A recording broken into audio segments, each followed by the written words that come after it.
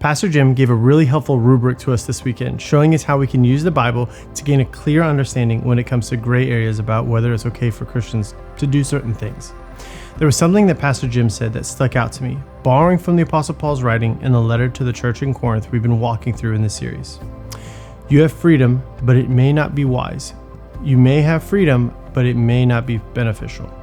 You see, when it comes to the gray areas of the Bible, we must use our own wisdom.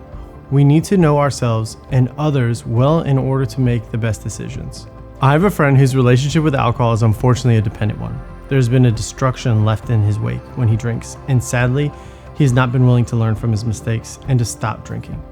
He has a history of reckless behavior when he has drinks, but he has the freedom to drink based on what the Bible has to say about it.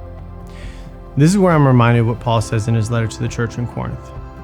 You say, I am allowed to do anything, but not everything is good for you. You say, I am allowed to do anything, but not everything is beneficial. Again, you have freedom, but it may not be wise. You may have freedom, but it may not be beneficial.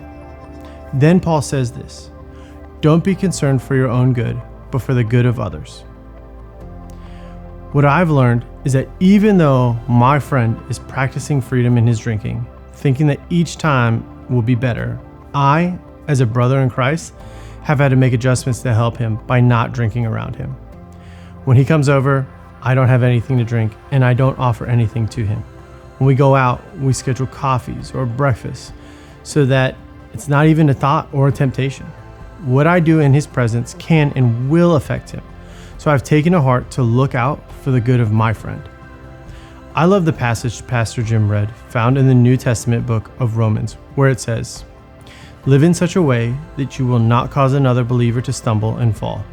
Don't tear apart the work of God over what you eat. Remember, all foods are acceptable, but it is wrong to eat something if it makes another person stumble. It is better not to eat meat or drink wine or do anything else if it might cause another believer to stumble. As Christ followers, we need to be sure we are helping each other and lifting each other up, not making things harder on each other.